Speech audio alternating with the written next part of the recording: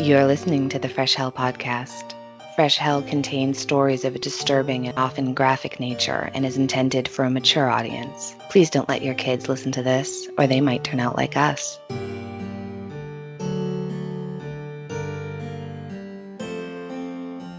Hi, I'm Annie from the US.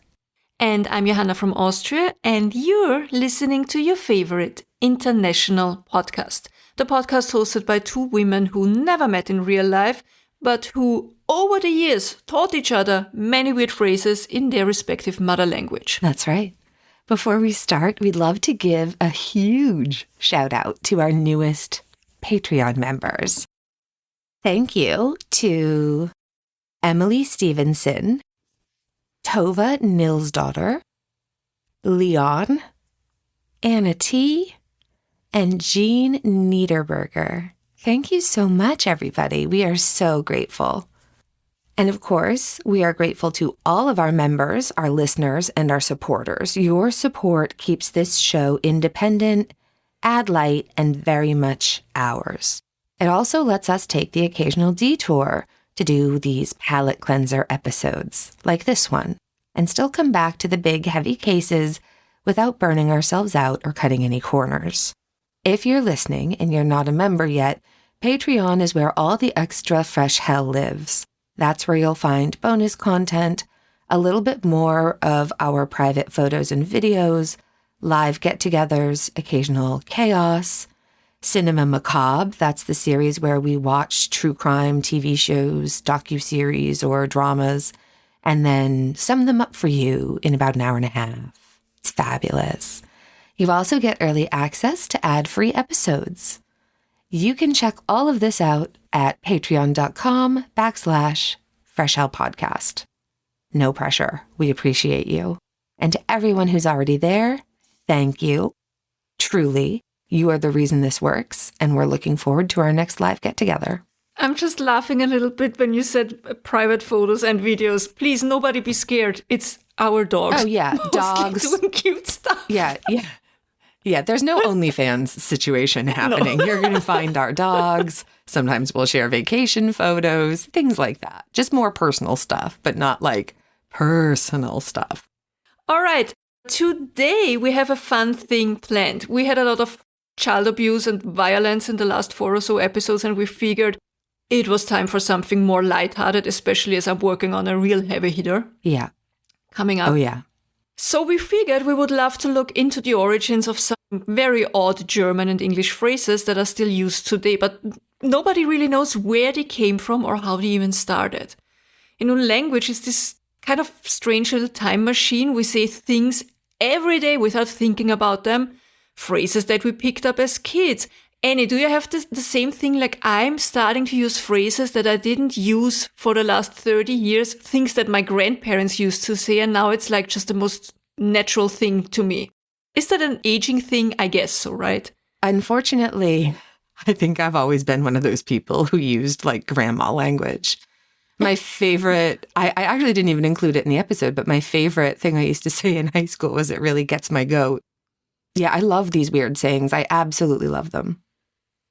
And do you talk to your dogs like your parents used to talk to you? Because I do that. Like, of course when I you do something bad and I say things like "Sapperlot." Yeah. Sapperlot. Marschier. Those were the worst things I heard as a kid. Sapperlot and Marschier, which means just go away. Walk, march away from here. From me right now, please. Yeah. It's true. But yeah, there are so many phrases that we don't know where they came from. And in some cases, maybe that's for the best. Because once you start looking into it, you realize that truly an alarming amount of everyday language is rooted in things like death, punishment, poverty, disease, all kinds of isms, like all of them. Mm-hmm. They're not great. Nope. We're not going to talk about this stuff. We're more lighthearted today, right. People. And generally, you can say the best phrases come from people having a much worse time than we are having right now. People have always had it worse. It's an easy thing to forget, but it's so true. Yeah, that's what I always tell my mom when she's like complaining about things which are fair to complain about. But I'm also like, yeah, but we should always look at the glass half full. At least we have a lot of things. Like our ancestors would freak the fuck out if they look in our spice cabinets and our medicine cabinets. That's right. Yeah. Plus, I think we're both naturally sort of optimistic people. And yeah, my friends joke that I can literally find a silver lining in anything. Even if the silver lining seems horrible, it's like, well. Yeah, you are amazing in that. Right? You are. Yeah. Thanks. But yeah, for most of human history, life was hard and short and unsanitary, and language tends to form around whatever people are dealing with. Love, but also fear, hunger, work, war, and very often dying badly. What's fascinating, though, is that the phrases survive long after the circumstances that created them are gone. It's like the horror fades and the meaning of the phrase becomes more and more abstract, but we still use it, right? And suddenly you're saying something incredibly grim while buying groceries or complaining about your email inbox, and you have no idea. And because Annie and I come from two different linguistic ecosystems, we're splitting this one up. I'll be, of course, covering the English ones and Annie the German ones. No, I'm just kidding. There's nothing Johanna loves more is just repeating a German word for me over and over and over and over and over and over. And I'm like, I'm saying it. I don't hear. What am I not saying? It's great. No, you're really good. She loves it. You're really good at saying German names. Yeah. Genau. For an American.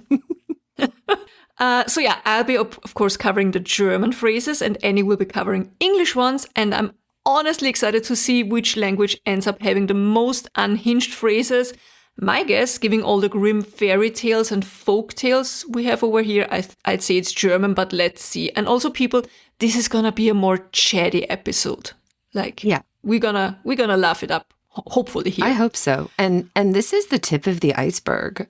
There are so many of these. Oh my God, so many. All right. So this might be a part one of many. I mean, not next week, but occasionally. No, occasionally, exactly. All right, so let's start with a German phrase that sounds harmless enough. Da liegt der Hund begraben.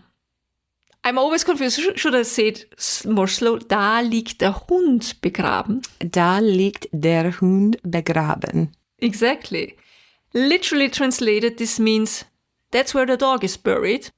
But what it actually means is something like that's the heart of the matter, or that's the real issue. You use it when you've finally figured out what's really going on. The phrase likely goes back to early modern rural life when burying a dog wasn't about, just disposing a beloved pet, because dogs were working animals. They guarded property, they guarded livestock, and they sometimes even guarded money.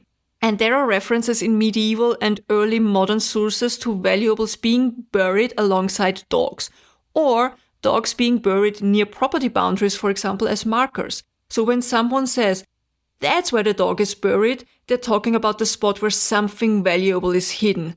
And of course, over time, the literal meaning faded and the phrase became idiomatic. So that's the heart of the matter. I love that, though. I love that the dog is the heart of the matter because, yeah. So let's start with one that sounds almost heroic. To bite the bullet. Today, it means to endure something unpleasant. You know it's going to hurt, and you don't want to do it, but you're going to grit your teeth and get through it. And yes, this one really does come from pain. Very real physical pain. The phrase is commonly linked to battlefield medicine in the 18th and 19th centuries. Before modern-day anesthesia, surgery was fast, brutal, and fully conscious. If a limb had to come off, the patient needed something to clench between their teeth to keep from screaming or biting through their own tongue. Ugh. Yeah.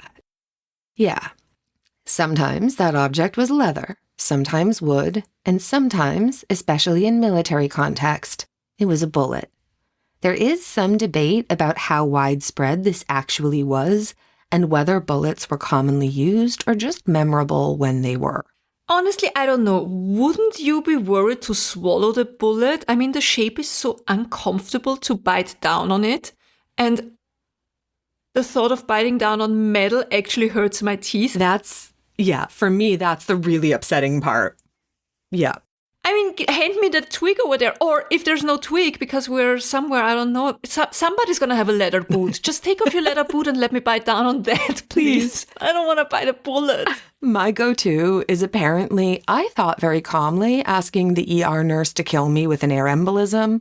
I thought I was being very stoic and quiet about it. But apparently, I was, quote unquote, terrifying the other patients. So the charge nurse came in and gave me a nice dose of Versed, and then I don't remember anything. Also, unfun fact, shout out to all the redheads out there. Anesthesia does not work as easily on them as it does for the rest of us. But no one's going to give you a bullet to bite these days, thankfully, because, biting metal, it's like adding insult to injury. Yeah, right. No thanks. But the association stuck, right? Do the thing, don't make a fuss and survive it. Just go to the dentist, bite the bullet and do it. All right, my next one is pretty obvious where it comes from. Jemanden an den Pranger stellen. Literal translation, to place someone at the pillory. So obviously today this means to publicly shame someone. You call them out, you expose them, you drag them very loudly on the internet, hiding behind a username that has nothing to do with your real name.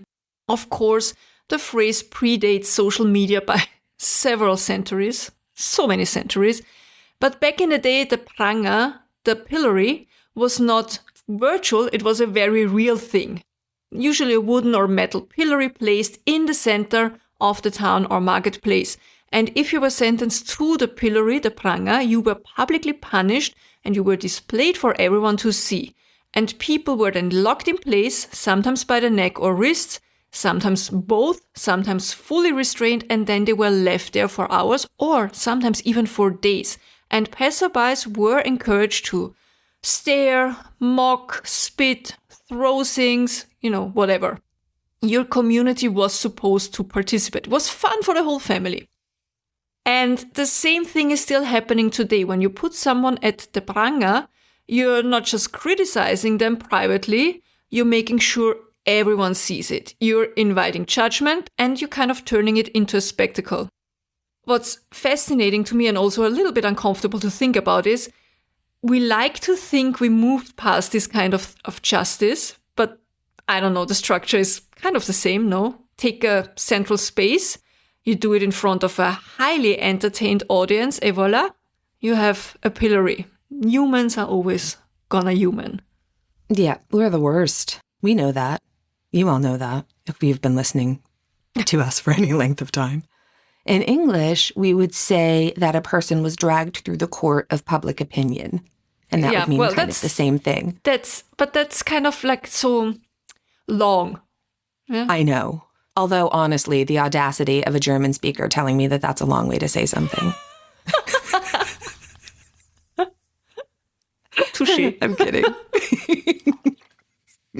It's the thing I like best about your language, honestly, is that stringing together. I'm blanking on what it's called. So precise.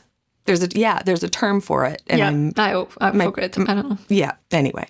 Donaudampfschifffahrtskapitänsmütze, something like that, right? Yeah, that's it. That's the one. That's right. All right. My next one is to be dead as a doornail. Something isn't just dead. Oh no, it is dead as a doornail.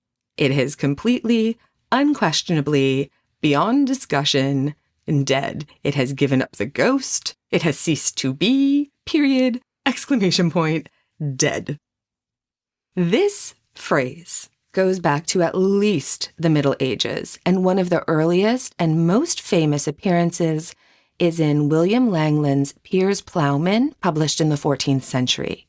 Later on, Charles Dickens uses it memorably in A Christmas Carol when he insists repeatedly that Marley is as, quote, dead as a doornail, just in case anyone was thinking of arguing with him. But where does the term come from? A doornail, back in the day, wasn't just any nail. Oh no. In medieval and early modern construction, doornails were driven through thick wooden doors and then bent or clenched flat on the other side. Once that was done, the nail could not be reused. It couldn't be straightened. It couldn't go anywhere else. It was finished. Aus. Finito. Exactly. That is a good explanation because I always wondered about it. I always thought, wouldn't that as a coffin nail make more sense? But now that you explained it to me, no, that as a doornail. Also, it sounds more fun.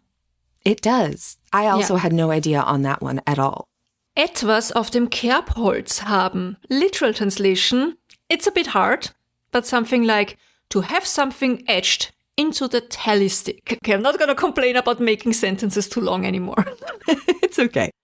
Okay, so if you say someone hat etwas auf dem Kerbholz, you mean they are not innocent. They've done something wrong in the past.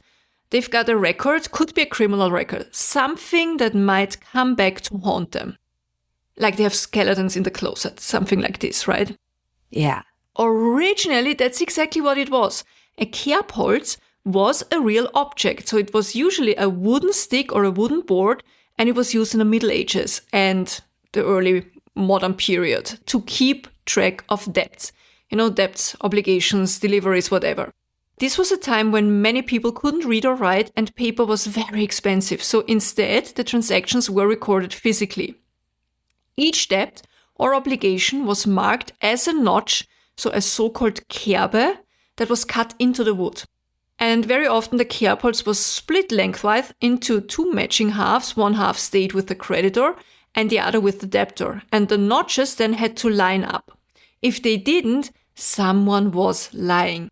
If you owed money, goods or labor, it was literally carved into the wood and you couldn't erase it as long as the notch existed. Your obligation existed as well. So when someone had etwas auf dem Kerbholz, it meant there was a physical mark somewhere that proved you owed something. You know, evidence, and you couldn't talk your way out of it. And over time, the phrase shifted from, financial debt to moral debt. From something you owed to something you'd done.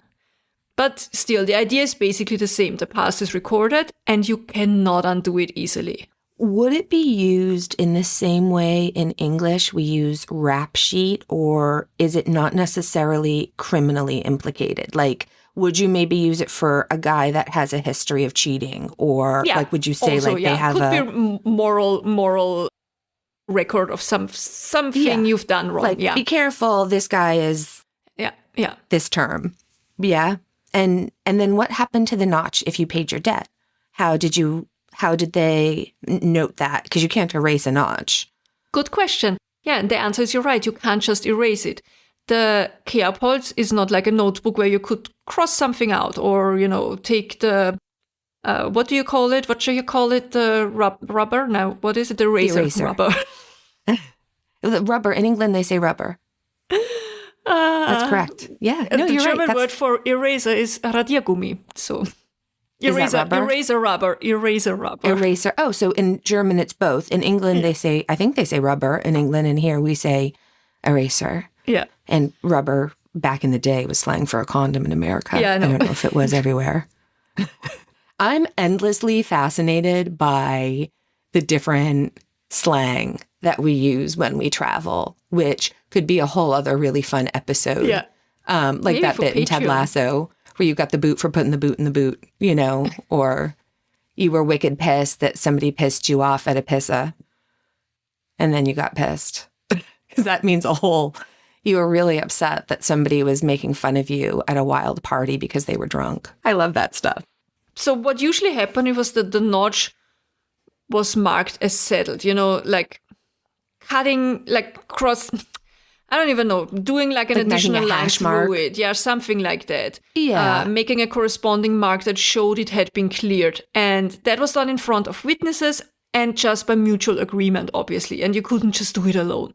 And if everything recorded on the Kerbholz was settled, then and only then the whole stick or board would be destroyed. That's really cool, actually. I like that the whole idea of that. And it also sort of brings in the idea of like an early, what are they called? Notary public, the people who have to be there to witness things. Mm-hmm. Yeah. Mm-hmm. That's interesting. All right. Next up, I've got Saved by the Bell. This is an exciting one because it's one of these phrases where almost everyone thinks that they know the origin and almost everyone is wrong. The story that you usually hear is that it comes from people being buried alive. Supposedly, bells were attached to coffins, and if the person inside wasn't actually dead, they could ring a bell and be rescued, hence, Saved by the Bell. It's a great story, it's creepy, it's dramatic, and very on brand for Victorian horror and for us, but it's almost certainly not where this saying comes from. Listen, we talked about it at length. Fear of premature burial absolutely existed, especially in the 18th and 19th centuries. And yes, coffin bells and safety coffins absolutely existed. They were a real thing, but they weren't that common because they were really expensive. There's no solid historical evidence that coffin bells were ever common enough or effective enough to give rise to a widespread expression. I feel like I whistled somehow through my teeth when I said that the first time. That comes from the bullet biting. That's right. More importantly, the phrase Saved by the Bell does not appear in writing during that time period when these fears were at their peak. And that's a bit of a red flag when you're trying to argue for a direct connection, right? Like, if they didn't use it then, it's not it. So where does it most likely come from? Well, the earliest reliable use of the phrase show up much later and in a very different context than Victorian buried alive situations. Boxing. Ding, ding, ding, ding, ding.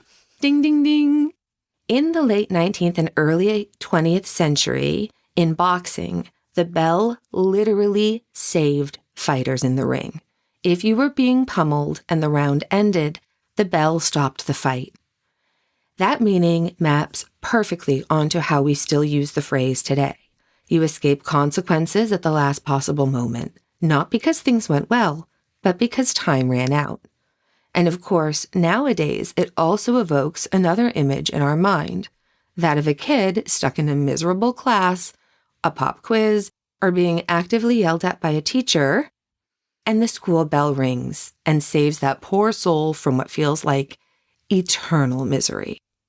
And I wouldn't be doing my due diligence if I didn't give an obligatory shout out to the American teen sitcom Saved by the Bell, which aired from 1989 to 1993.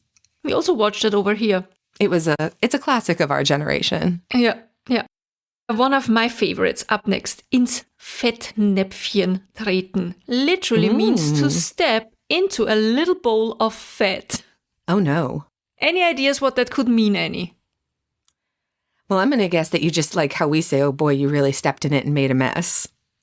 Yeah, I think that's exactly it. The phrase is used when someone commits a social blunder. You know, they say something very awkward or insensitive or misjudged, and suddenly the whole mood in the room changes and everybody looks at you. But originally, this wasn't a metaphor at all, because a Fettnäpfchen was indeed a small bowl or a pot of fat or of grease, usually lard. You know, fat was valuable. It was used for cooking, for lighting, for preserving food, for treating tools. Greasing up Prussian kings before they went out into the sun to get a nice tan. Yeah, exactly. Think of all the lard that was needed all the time. So much lard. And because it was needed constantly, the bowl was often kept low to the ground near the hearth or the table, which, of course, made it very easy to step into. Another theory that I like more is that, you know how sausages or ham or bacon used to be hung from the ceiling to preserve it, and then they would put little bowls under the sausages or the bacon or whatever to catch the fat that would be dripping down. If you stepped into the Fettnäpfchen, the little bowl of fat, you didn't just embarrass yourself, you wasted a valuable resource. You made a mess, you ruined your shoes, and probably annoyed everyone else in the household who had to deal with it, right? You showed carelessness in a shared space. And that's why the figurative meaning developed the way it did. So now when someone steps into the bowl of fat, they weren't paying attention, and now everybody else has to deal with the consequences. I love that. I think it's really interesting, too, that we say here, like, oh boy, I really stepped in it, meaning the same thing. I always assumed the it was like a pile of shit. But yeah, now I think it's the fat. Probably a little bowl of fat, yeah. Mm. Yeah, I'm guessing, I just find these, I hope other people find these as interesting as we do. It's fine if you don't. So. This is for us. If not, next week is going to be another. Don't worry, we're going to really horrify you next week. All right, I've got one that sounds similar, but has a totally different meaning. To spill the beans. You imagine a bowl tipping over, beans rolling everywhere, and suddenly, oops, you've made an annoying mess. Or I used to think this also meant, like the previous saying, thinking of beans in Boston, we have those Boston baked beans. I was thinking, the original origin meant to create a mess in some way and ruin dinner or be wasteful, Yeah. Mm-hmm. But no, to spill the beans means that you reveal a secret, usually accidentally or before you were supposed to. I've been known to spill the beans. Well, with my own secrets, not other people's. But the phrase most likely comes from ancient voting practices, particularly in Greece. I had no idea. I was always thinking Cinderella when she's like putting the beans and the lentils and she has to, throw away the bad ones. And yeah, I had no idea what this meant. In early systems of voting, people used beans, and different colors of beans represented different choices, and the beans were placed into containers to be counted later. The whole point was secrecy, right? So if someone accidentally spilled the container early, the result was revealed before it was officially announced. Literally, the beans were spilled, the secret is out. And I guess that's also because so many people wouldn't have been able to read or write. So that's right. Didn't have paper. And make your cross in a piece of stone. That takes time. And it's not 100%. Secret. That's right. Yeah. So you just had a black bean or a white bean, say, and that's how you voted. And I guess only if it was a really close vote, spilling the beans wouldn't necessarily give anything away. You'd still have to count. But anytime there was a clear winner or a landslide, it would be so obvious. Yeah. And so, there are later variations on this idea. Beans were used as counters, markers, or tallies in games and administrative systems. And the idea is the same. Beans stood in for information. Once they're visible, you couldn't pretend you didn't know the outcome anymore. What's important here is that the problem isn't that the truth comes out. No, the problem is that the truth came out too soon. That's why spill the beans still carries a sense of mild wrongdoing. You just weren't supposed to say it yet. Yeah. Like when I got Opus, I planned for it to be a surprise for Paul. But I got too excited and I spilled the beans. You spilled the beans on that one, yeah. Mm-hmm. He was so excited. My next one, blau sein, literally means to be blue. Oh. Well, does that just mean like the same in English, to feel like you got a case of the morbs, like you're sad, feeling blue? That's nice. No, totally wrong. Oh. In German, if someone is blue, it means that you're drunk. You're not tipsy, you're not mildly buzzed, you're properly wasted. Okay, why? Because some people drink when they're feeling blue? Where does this one come from? No, also not. Totally wrong. Again, the phrase most likely comes from textile production, specifically from dyeing cloth blue, like for example with indigo. And this was a very long labor-intensive process, and we know that blue therefore was a color that was mostly worn by very rich people at a time, right? And one crucial step involved letting the dyed fabric sit in the vats and oxidize. And during that time, nothing could be done. The cloth had to rest and the workers had to wait. And in many regions, especially in German-speaking areas, this waiting period coincided with enforced downtime. The dye needed time to develop its color properly, and rushing the process would ruin the fabric. So, the work quite literally paused. And when the work paused, what do you think the people did? They drank? They drank. And by the time the cloth emerged from the vats, it was blue. And so, very often, were the workers. I love that. What was the German phrase you told me once for pre-gaming, the one that means preheating? Vorglühen. Vorglühen. Yeah, that's a good one. I really like that. So the next one we have is The whole 9 yards. And this one looks like it should have a super clean-cut origin story, and it doesn't. If you give someone the whole 9 yards, you're giving them everything, full effort, no holding back. They went all out, the whole 9 yards, the complete package, so to say. And if you've ever Googled where it comes from, you've probably seen around 12 different explanations, and most of them are probably wrong, or at least wildly unprovable.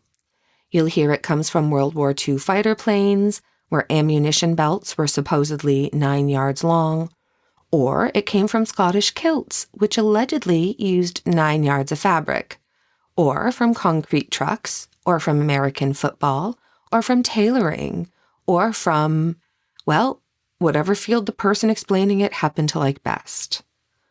There is a problem, though. None of these explanations can actually be backed up with any solid historical evidence. Okay, I always really just assumed it comes from American football. I just thought, well, maybe 9 yards is like, I don't know, like our 11 meters or the length of a football field. I don't know. Yeah, I always assumed it was a football thing too, because it's the only time Americans really talk about yards is in football or tailoring. What we do know is the phrase appears reliably in American English during the mid-20th century, so middle of the 1900s, especially in military and aviation slang. And it already means everything, not a specific measurement. So like the first time we see it, the whole 9 yards, there's no morphing of this into something else. It shows up on the scene as itself immediately. By the time it shows up in print, the metaphor is already abstract. And that's a huge red flag when you're looking for a tidy origin story, right? If the phrase really came from one of the very specific technical context options like ammunition belts or kilts, we would expect to see earlier and narrower uses of that term. But we don't. It's not there. What we see instead is a phrase that pops up fully formed, already doing the metaphorical work for you, which suggests something way less exciting. 9 yards probably just sounded complete. The English language loves round numbers and fixed lengths as a stand-in for totality. We talk about the whole lot, the full measure, the works, and the whole 9 yards fits kind of the same pattern. It's unfortunate, though, because we, as a human race, love a neat little origin story. But it looks like this one just doesn't have it. But it's interesting to point out that this is the kind of thing we find not infrequently when we're doing research. Like the whole 9 yards, I feel like is kind of a metaphor for researching this podcast. Totally. Because sometimes you're like, oh no, this is all wrong. Yeah, completely. Yeah. And sometimes it's really disappointing. And this one is also kind of disappointing. And I think we should all now immediately agree that whatever explanation for the origin of that one fits best with your personal worldview, that's the one you should go with. Or make up a completely new one. Like, who cares? If there's no real origin story, we can totally invent something we're not gonna tell. I swear. Absolutely right. It's like terrible scars. No one knows how you got it. Be creative. Okay, my next one. Einen Denkzettel verpassen. Literally means to give someone a note to think about. I'm just laughing about the translations because it makes it even funnier in my opinion. All right, so we use that when someone is taught a lesson and usually not in a very gentle way. It can mean a punishment, a warning, a corrective action meant to make sure that the person does not repeat their mistake. In 16th century schools, a Denkzettel could be a written note given to the pupil who had misbehaved or failed to perform. And it was something you were forced to carry with you. And sometimes it was just literally pinned to your clothes. And then you had to take it home and it had to be shown to your parents or authorities. Or if it was pinned to your clothes, everybody could see it. Everybody could see your Denkzettel. Oh, man. And of course, over time, the meaning expanded beyond schools, and einen Denkzettel verpassen came to mean imposing consequences that will definitely be remembered. Sometimes it could even be like somebody does something to you, and then you kind of scheme a little prank, but a mean one, just to punish them and make them kind of realize they did something wrong, and they will remember that because it's so mean, this little prank that you did to them, then you gave them a Denkzettel. Does it make sense? I hope. Doing things to teach them a lesson. Yeah. Yeah. It's kind of like a howler from Harry Potter. Kind of like a howler. A little bit, yeah. A little bit. In the sense of if it was pinned to your clothes, that's when I was thinking howler. Yeah, like, yeah. oh, everybody knows about it. You can't just your kind shame. of hide it. Yeah. Mm-hmm. Yeah. Next, we have the lovely term, by the skin of your teeth. This is one of those phrases that means you barely made it. You escaped disaster by the smallest possible margin. If things had even gone slightly differently, you'd be done. This phrase sounds anatomical, like teeth have skin, which they do not, and that's the whole point. The phrase actually comes straight out of the Bible, specifically the book of Job. In the King James Version, Job says, quote, "I am escaped with the skin of my teeth," end quote. And scholars have been arguing about that line ever since, because, of course, teeth don't have skin. Most interpretations agree that this is intentional. It's a way of saying, I survived with nothing to spare. In other words, Job isn't saying he got away clean. He's saying he got away with less than nothing. Everything that could be taken from him has been taken. Health, family, status. And what's left is so thin, it's basically imaginary. That meaning carried over remarkably well into everyday language. When we say we survived by the skin of our teeth, we have the narrowest possible escape. I like the origin of the next one I've got, and you'll know why in a second. Durch die Lappen gehen, which literally means to go through the rags, or more precisely, to slip through the rags. And we use it when something is missed, like an opportunity, a suspect, a detail, a deadline, something that should have been caught, but wasn't caught. The origin is really literal. A Lappen is a piece of cloth, a rag, something you can, for example, use for cleaning. In Austrian German, though, we would say Fetzen. Anyway, the phrase durch die Lappen gehen comes from hunting. In traditional hunts, Lappen were pieces of cloth or rags that were hung on ropes or poles, and they formed kind of a visual barrier, and they used it then to drive the animals in a certain direction, of course, towards the hunters, and the animals were supposed to be funneled that way. But if the spacing was wrong, or the setup was a little bit sloppy, or an animal was just too smart, they could slip straight through the rags, through the hanging cloth. And then they went through the Lappen, meaning they escaped. That's interesting. We say slipped through the crack, but I don't know what the crack of, or whose crack, or what kind of crack it refers to. That's a good one. All right. This next one, I also had no idea where it came from, and it's so interesting. You would think the term cut to the chase also has roots in hunting, but nope. It's a film term. It means skip the unnecessary stuff and get to the point. Tell me what actually matters.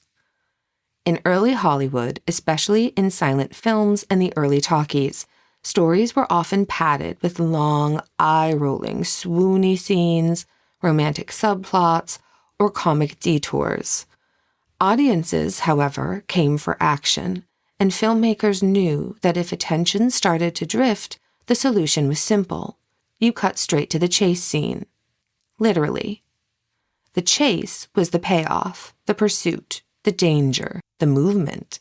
Cutting to it meant removing everything that slowed the story down and jumping directly to the part people were waiting for. And by the 1920s and 1930s, cut to the chase had slipped out of the editing room and into everyday speech. And the meaning stayed pretty much the same. When you tell someone to cut to the chase, you're borrowing the language of editing.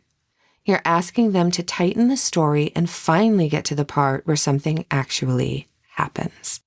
Yeah, a very similar meaning, kind of, has the German einen Zahn zulegen, which literally means to add a tooth. Today the phrase means to speed up, to work faster, to move quicker, to increase the pace. And it comes from serial killers who then took their victims' teeth and kind of, exchanged them, and they were like, well, I have 3 teeth, give me 1 more. And no, I'm just kidding. Obviously, it has nothing to do with teeth. Nothing. Because the Zahn here is not a tooth, it's a cog. It's just the same word in German. Zahn is Zahn, but we're speaking of these cogs on this, how do you call this? Wheels, like in a watch, in a clock. You know what I mean? Like a cog. Yep, machinery. Yeah. It comes from the pre-industrial machinery, like the mills, the clocks, the gears. I'm talking about the gears. That was the word, sorry. The gear-based mechanisms. The speed was controlled by engaging gears with different numbers of teeth. And if you wanted a machine to run faster, you didn't push it harder, you adjusted the gearing, meaning you added a tooth. By changing how the gears mesh, you increase the rotation speed. And that means the movement became quicker and more efficient, at least temporarily. Because, sometimes machines get overworked, but that's another discussion. And this mechanical logic carried over almost perfectly into everyday language. So when someone is told to add a tooth, they're being asked to adjust their output, make it more, and increase the working speed. That's a good one. Add a tooth. Yeah, add a tooth. So upper crust is one of those expressions where the meaning hasn't really changed at all. We just stopped noticing how literal it used to be. When we talk about the upper crust, we mean rich people, really rich people, the actual true elite, the ones who somehow always land on top. And that is exactly where the phrase comes from. Bread. Bread was baked in a big communal oven. The top loaf baked differently than the bottom rack of loaves, right? The top browned better, stayed firmer, and it did not pick up any ash or grit from the bottom of the oven. So you can guess who got the good bread, right? In households with servants, estates, or any kind of hierarchy, the good slices went to the people at the top, and everyone else got what was left. And that's it. That's the origin. Calling someone upper crust was a way of saying, this is a person who always gets the best part. And I think that's why the phrase stuck so easily. Some people just get the better slice. Yeah. And we still use the phrase in the same way now, even though we're no longer talking about bread. Speaking of classism, ein Armutszeugnis ausstellen, to issue a certificate of poverty. Nice, right?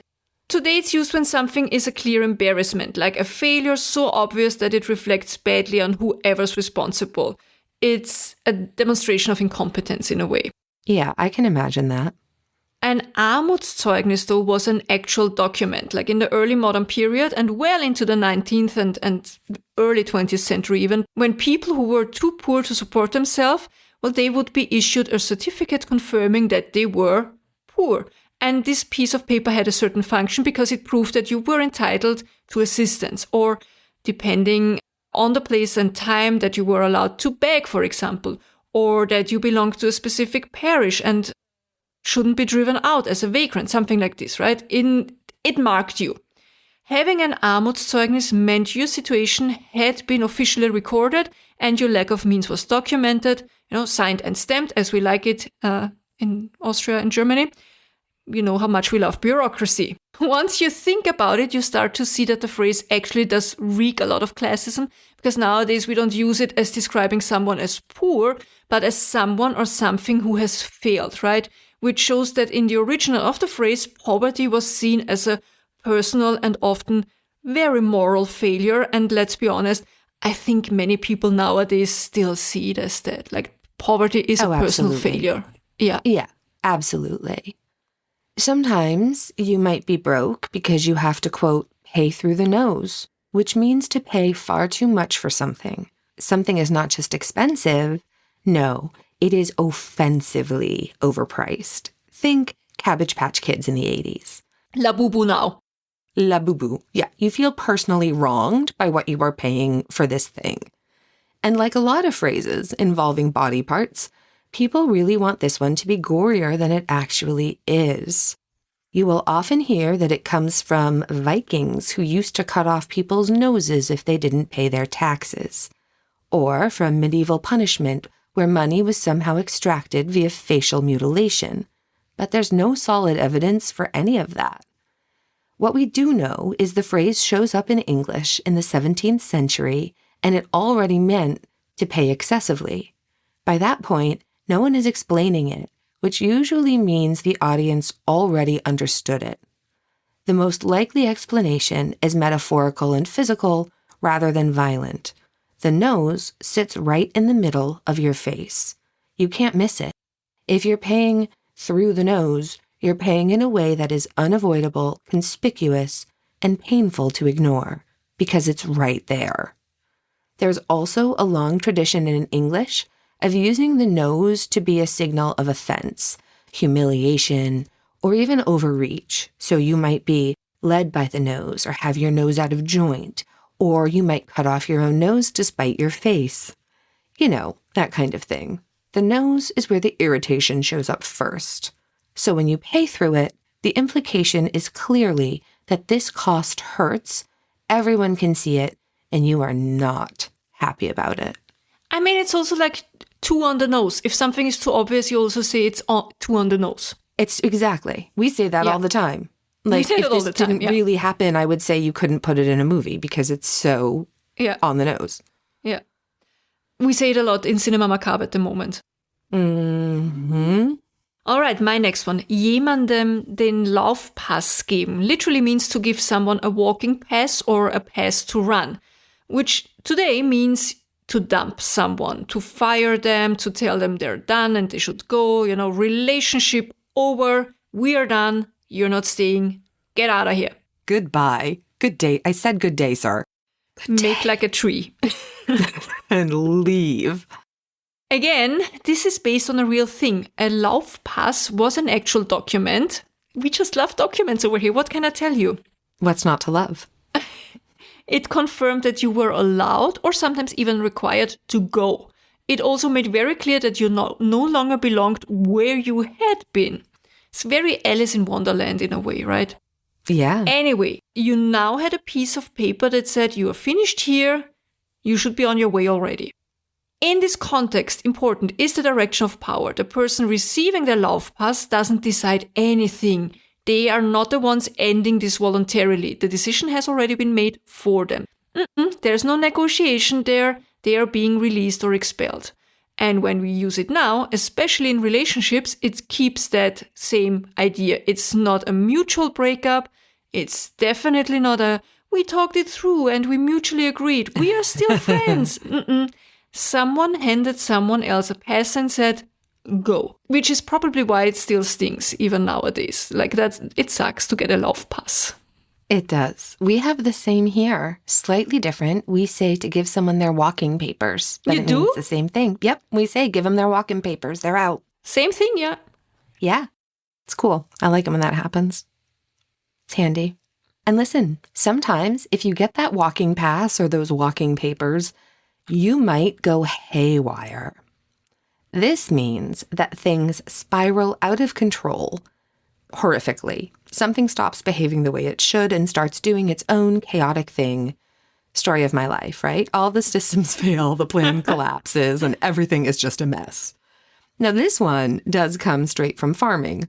Haywire was exactly what it sounds like. Wire used to bind hay bales. It was cheap, it was flexible, and it was everywhere. The problem is that it was also temperamental. If it snapped or came loose, it sprang. Loose haywire whipped around unpredictably, snagged on things, tangled itself, and caused more trouble than the original problem. Once it went, it really went. That stuff could probably take eyes out. Definitely. So, Yeah. yeah, not good. It's real bad. Real bad. So, unlike I used to think before doing this that going haywire referred to, for some reason, going haywire in my brain, and it's probably Saturday morning cartoons in the 80s, haywire is when there's an electrical cord that's been cut and it's whipping around like a snake. Yeah. Exactly. Is what I always imagine. And that's basically what it was, but it was this like springy piece of wire, not electricity. Yeah. Oh, It's terrible. It's terrible. Because when something goes haywire, it meant binding failed and the whole structure followed. What was supposed to hold everything together became the source of chaos. It's a very specific kind of failure because it doesn't just mean that you're out of control. It's worse than that. It means that the control mechanism itself has turned against you. That sucks. That's bad. And because you don't want things to go haywire, you need to auf Herz und Nieren prüfen, which literally means to examine someone's or something's heart and kidneys. I just let it sit there for a second. Yeah, heart and kidneys. Yeah, examine them. We say it when we want to express that we checked and tested something thoroughly. You check it carefully from every angle before ever trusting it. I don't know, a contract, a machine, a person. If you prüfst etwas auf Herz und Nieren, you leave nothing unchecked. In older medical and legal thinking, heart and kidneys were considered the core organs of a person. The heart stood for courage, intent, character. The kidneys, and this might surprise some of you and sound a little bit strange to modern ears, but the kidneys were associated with judgment, conscience, and inner truth. You even find this idea in biblical language where God is said to test heart and reins, meaning the deepest, most hidden parts of a person. If you examine heart and kidneys, it means you examine everything that matters, not just the outward appearance, but all the inner reliability. The phrase also kind of fits into early modern medicine administration, where physical examination was about suitability. Could someone serve in the military? Could they endure? Could they be trusted with responsibility? So when something was tested or examined of Herz und Nieren, it had been subjected to the full inspection. And you didn't have any shortcuts, and there was no benefit of the doubt, and you knew this was gonna work. That's right. But sometimes you don't get a chance to test the heart and kidneys before you make a decision. Sometimes you really have no choice at all. Or you have what's known as Hobson's choice. In the UK, a Hobson's choice is the situation where you're technically offered a choice, but in reality, there's only one acceptable option. Take it or leave it. You're between a rock and a hard place, so to speak, but this one has a real name and meaning behind it. It comes from Thomas Hobson, who ran a livery stable in Cambridge in the early 1600s. Cambridge, England, the original Cambridge. Hobson rented out horses to students and travelers, but he had a rule. Customers had to take the horse closest to the door. You could take that horse, or you could leave without one. If you think now that Hobson was a miserable person who did not care about his customers, you're wrong. He wasn't being difficult for fun. His system was practical. It prevented customers from overworking the best horses and neglecting the rest. The rule kept the stable running and the horses healthier. I love it. I do too. Yeah. Especially at that time. Yeah. But from the customer's perspective, the experience was clear. You're being offered a choice that isn't one. And that's exactly how the phrase came to be used. A Hobson's choice isn't about preference or freedom. You can accept the terms, or you can opt out entirely. But you don't get to negotiate. Take it or leave it. I think bureaucracy loves Hobson's choices, as do a lot of institutions. Yeah. Makes it look as if you have a choice, but there really isn't one. Yeah. That's right. And it happens more than we think, isn't it? Doesn't it, really? Yeah. It kind of reminds me of die Katze im Sack kaufen, which means to buy the cat in the bag. Do you have something like this in English? I have the feeling you have something like that. I'm not sure. I feel like we do. It means that you're buying something without checking it properly. You agree to a deal, you make a purchase, you commit to something without knowing what you're actually getting, and then you're surprised or sometimes very upset about what you got, and then it all goes badly. This one really does come from fraud. In markets in the Middle Ages, small animals like small pigs or, chickens or whatever, they were often sold in sacks or in bags. And if you weren't careful, a dishonest seller could hand you one of these bags and tell you, well, there's your pig. And, you take it home and then there's a cat inside or something else, something you didn't want. well, there's something in there that you didn't expect, like say like this. And if we didn't look into the bag before paying, that was on you. That's a you problem. So buying the cat in the bag meant exactly that. You paid first and you checked later, and then you discovered it's too late. You've been fooled. And there is still this tone of judgment, because when someone buys a cat in the bag, they weren't unlucky, they were stupid, they were careless, they skipped this part where you inspect the thing, and so it's on them. It's your own fault. Nobody's gonna feel sorry. That's right. I like that one. That's good. I also hate the idea of animals in sacks, but that's a different thing. I hate it too. Yeah. Especially like cats in bags has such a second dark picture to it, because, Yeah, but I do like that idea that, like, do your own due diligence, or I guess here we just say buyer beware, but that's a little basic. The next one I have is flash in the pan. This is what you call something that looks promising and then immediately goes nowhere. Big start, no follow through, a lot of noise, but no results. And this one does come straight from old firearms. Early guns used loose powder that was poured into a firing pan. When everything worked properly, the powder flashed, ignited the charge, and the gun fired. But if it didn't work properly, you still got the flash. The powder would spark in the pan, there'd be a light and smoke, and then nothing. Just poof, no shot. So a flash in the pan always looked like something happened and sounded like something was about to happen, but nothing ever really happened. Can I tell you something? I know what flash in the pan is, and I know how it's written, but in my head, always when I hear it, I don't think about weapons and the poof and all the shebangs. I always think of flesh, like human flesh, in a frying pan. I'm sorry. I could see that. Yeah. I'm just too German, apparently. No, but also now that I say it, you know what's also interesting? That you differentiate between flesh and meat. Yes. We don't. Flesh is flesh. Like it's Menschenfleisch or Hühnerfleisch or Schweinefleisch. And we also don't distinguish between an alive animal or a dead animal. Like you say pig or pork, but for us it's just Schwein. There's a whole, have you seen the Nate Bargatze comedy bit about that? I think it might have been on SNL. Where it's like, we're going to have two different words for things. You know, it's like... Just to make it more abstract, I think you do that, right? Yeah, they're like, pigs are pork, and cows are beef, and chicken is still chicken. Nobody knows why. But yeah, it's interesting. Oh, that's weird that you call everything... So if you wanted a steak, it would be cow flesh? Well, Rindfleisch. I mean, you say steak because it's a cut, but Rind is like, the Kuh is the female and the Bulle, but the umbrella term is Rind. Rindvieh, Rinder. So it's Rindfleisch, Schweinefleisch. I mean, we ate the flesh part. Yeah.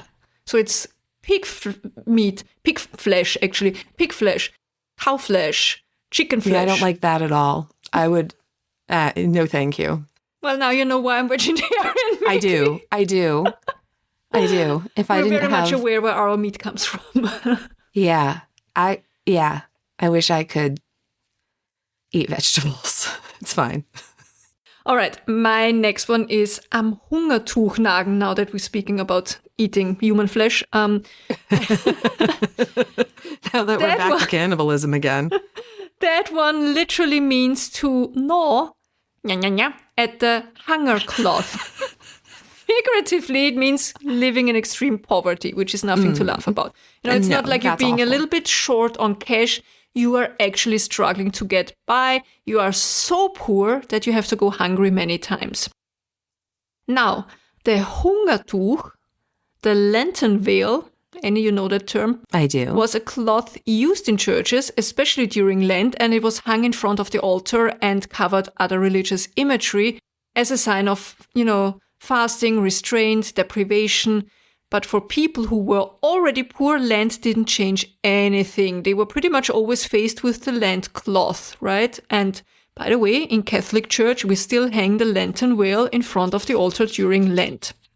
That would be terrible, the idea of just eating the fabric because there's nothing else to eat. Yeah. It's like this Charlie Chaplin movie where you eat the shoe. Every time I think about Lent, I might have already also said this, my brain. When my parents were getting married, they had their date set. And then my dad found out that he was going to be going to Vietnam. And so he had to report to Fort Campbell in Kentucky. And so they moved their wedding back. And it had to be during Lent. And so my mom was sad because she wasn't allowed to have any she had her bouquet, but they couldn't have any flowers in the church. And because it's Lent, you give up, you're supposed to be giving up all that stuff. So yeah, that's how I always remember Lent now that I'm a bad lapsed Catholic. Yeah, honestly, this episode I really enjoyed this. I learned a lot. There was a lot that I didn't know before we did this. We learned so many interesting things. I think that we could keep going and going with this, but I think it's probably time for this to come to an end. And so how about we each give one last saying and let's make it count. All right. Did you ever give anyone the cold shoulder? Wait, we have the exact same. Jemanden die kalte Schulter zeigen. So we don't give the cold shoulder, we show the cold shoulder. That's so funny. I love it. So this one has most likely nothing to do with ladies in beautiful dresses not wearing a shrug when it's cold. It also has nothing to do with bodies in a morgue. Your brain went there for a minute. Of course. To give someone the cold shoulder means you deliberately ignore them. You're not fighting. You're not explaining. You're just done engaging with them at all. My dad did this to my college boyfriend once. Really? He came down for a visit the first time he met this guy I dated in college who was not a good guy. My dad picked up on it immediately, and Johanna, he ignored him. He pretended he couldn't hear him for the entire weekend. My boyfriend would be chatting away, like trying to talk to my dad, and my dad would just pick up the newspaper and turn the page. He did not speak a word. Ice cold. Yeah. My dad is... yeah. So he was right, to be fair. But the most likely source for all of this is hospitality. If a guest was welcome, you served hot food. If they weren't, or if it was time for them to leave, they might be offered cold meat instead. The idea shows up clearly in writing in the early 19th century, especially in Sir Walter Scott's novels, where the phrase is used in exactly this social sense. And by then, the meaning is apparently already obvious enough that it doesn't require an explanation. All right, my last one, auf dem Holzweg sein, to be on the wood path. That means you are wrong. Your brain is heading in the wrong direction entirely. A Holzweg, so the wood path, that was and still is a real kind of path in forests. They are routes used to haul timber out of the woods. They lead to piles of logs, not to towns or destinations. And once the wood was collected, the path simply ended. So if you're walking in the woods and you're on a Holzweg, you can walk for quite a while and still get nowhere useful. You're not really lost, in a sense of wandering randomly. You were following a path, but that path was never meant to take you anywhere. Being auf dem Holzweg means your assumptions are wrong. Your logic might be consistent, but your chosen direction just doesn't lead you anywhere. You're moving, just not going to arrive anywhere. Yeah. We would say you're on the wrong path. Wrong path, yeah. Yeah, or the wrong track. We say that a lot, don't we, when we talk in Cinema Macabre about who the killer is? Yeah, true, yeah. Honestly, though, we could do this forever. There are hundreds and thousands more of these phrases, and they all lead back to these kind of same places, as we said: work, hunger, religion, punishment, embarrassment, power. But I think, we'll stop here before this turns into a 6-hour marathon episode. But if you want another episode somewhere down the line, tell us which of your favorite sayings we should cover next, maybe. Please, that would be great. I can think of a dozen more easily, but it was hard to choose this time. Yeah. Yeah. Do you have something good? So, something good. I would like to congratulate Super Bowl champion Seattle Seahawks. Congratulations. Congratulations. I know we have a lot of listeners who are fans. Absolutely. They were great. They they earned that win. They played beautifully. The Super Bowl itself was kind of boring. It was a very defense-heavy game, if that makes sense. So there wasn't a lot happening. It was a lot of just people stopping other things from happening. I personally absolutely loved the halftime show. I think I got you into one Bad Bunny song now. But yeah, I know, like one. One. He's on my playlist for when I have to stay awake and like alert. So like if I'm cleaning or taking a shower, things that kind of wipe me out. It's like my upbeat, happy music. And I just love all the little Easter eggs I've been learning about it, like the couple that actually got married. And there are just so many cute things. I just thought it was so... Oh, Ricky Martin. I'm sorry. Can we talk for just a second about how beautiful Ricky Martin still is? And how good is he an actor? Like, nobody would have thought that 20 years ago that this guy is an amazing actor. So good. Paul and I were so lucky for our wedding. Good friends of ours gave us tickets to go see him when he was in Evita on Broadway. And so we got to see him on Broadway, and it was so good. And I used to have, in the 80s, a poster of him in Menudo on my wall back in the day.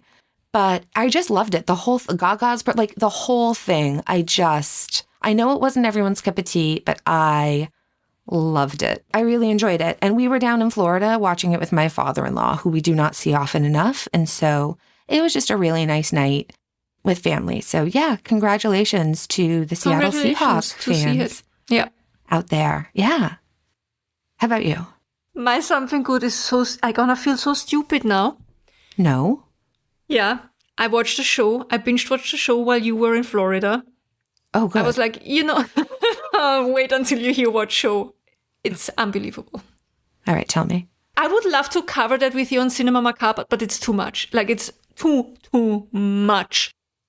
Tell Me Lies. Like, I was on Disney and I was like, what am I going to watch? What am I going to watch? And this kind of kept popping up and it looked so stupid. I was like, what is that? Then I watched the trailer and I was like, no, that's stupid. I'm not going to watch it. It's kind of like a college student soap opera.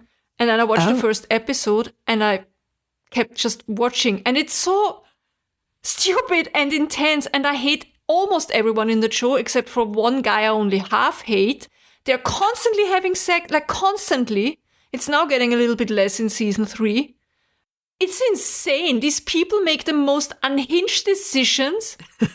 What is going on in American colleges? Like, seriously. They're just... Okay, imagine... Dangerous Liaisons, you remember that movie? Yes. Okay, now imagine that being set on a college campus with people constantly drinking, doing kind of theme parties where they dress up in extensive costumes, but doing all this scheming and intrigues like Game of Thrones for 20-year-olds on college.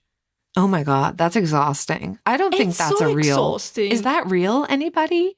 Is that a real college experience? Because who has time for that? And then they also make these stupid decisions where they lie to make something better for themselves or others, but it always blows up in their face, obviously. And I'm here, almost 47, yelling at the TV, saying, you're so stupid, don't do this. Like, I feel like a mom or an aunt to these people. Like, oh my God. If somebody watched that show, please tell me how insane you think it is, because it is so insane. Yeah. But it was fun. It was so fun to watch. We need to set up a chat about that, because maybe I'll watch it too now. Now I'm like, well, I feel like I have to watch. You have to watch. You have to try it. I will.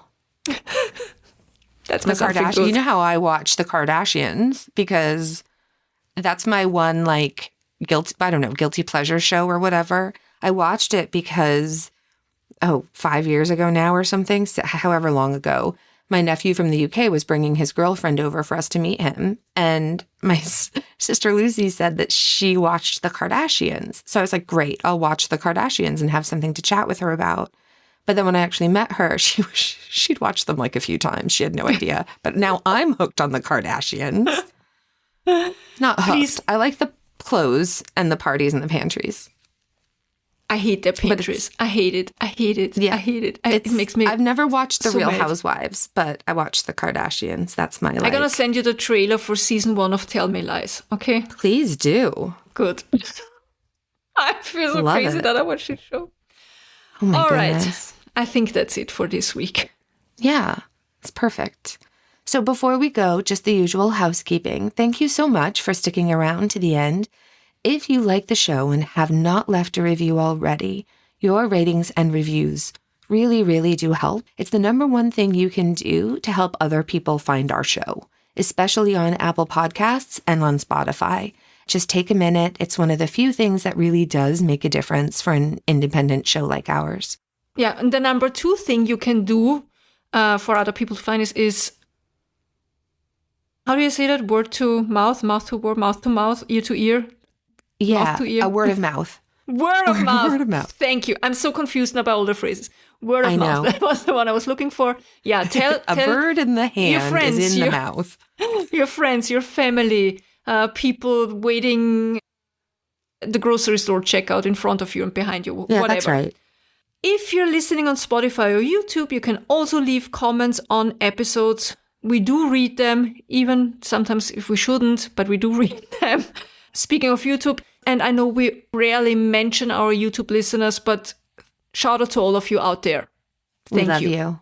I wish there was more discussion on YouTube because that's a great place where we can actually respond back to like questions and things. Yeah, we love our YouTube listeners. Thank you. You can find everything you need or want or desire. Episodes, links, old stuff. It's all on our website at freshhellpodcast.com. If you want to get in touch with us directly, you can email us at freshhellpodcast@gmail.com. Case suggestions, corrections, thoughts, or letting us know you're out there are all very, very welcome. Yes, and if you want more fresh hell in your life, Patreon is where all that more lives. The bonus content, the discussions, things that really don't fit in one of the main episodes, all that jazz. You can find us at patreon.com/freshhellpodcast. And that's really it for this week. Please tell your pets we said hi, hug them, cuddle them, treat them kindly, don't put them in bags. Be kind to yourself, even if you're on the Holzweg sometimes. And be kind to others. Now I mixed that one up. Jesus. This episode has me all in the word jumbo mumbo. It's a hard one for, yeah. Be kind to others and be kind to yourself. That's what I want to say. That's right. Sometimes that's the worst. That's really the hardest part, isn't it? Yeah. And what else? Just the end then. As Winston Churchill once said during the Second World War, if you're going through hell, make sure that you're not on the wood path. Tschüss. Bye.